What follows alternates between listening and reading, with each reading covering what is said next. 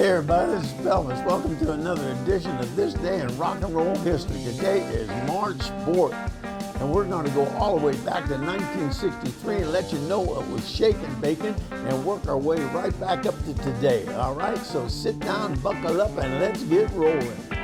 March 4th, 1963, the Beach Boys released Surfin U.S.A, a song with lyrics by Brian Wilson set to music of Sweet Little 16, written by Chuck Berry. Billboard ranked Surfin U.S.A the #1 song in 1963.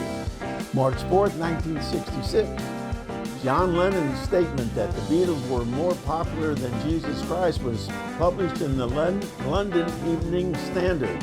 His opinion drew no controversy when it was published in the UK, but when republished in the US, a few months later, angry reaction flared up in the Christian community.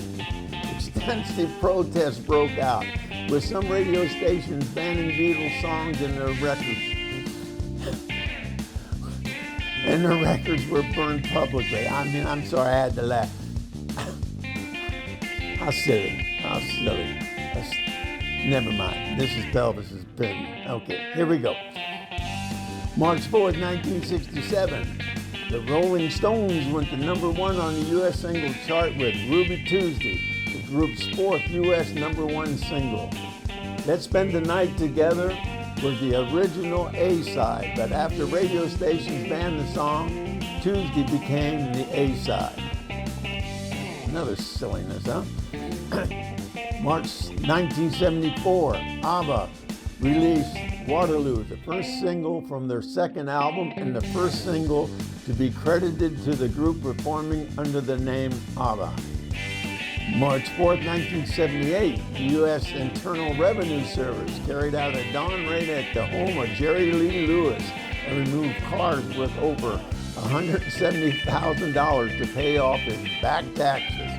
Go, Jerry. March 4th, 1982, Frank Zappa's son Dweezil and his daughter Moon Unit formed a band called Fred Zeppelin. The first single was My Mother is a Space Cadet. March 4th, 1994, Kurt Cobain was rushed to a hospital after overdosing on alcohol and drugs in a Rome hotel during Nirvana's European tour. March 4th, 2007, Take That went to #1 on the UK single chart with Shine, their 10th UK #1 single, and went on to win the Brit Single of the Year award at the 2008 Brit Awards. March 4th, 2009, Britney Spears kicked off a world tour in New Orleans, her first concert tour in 5 years.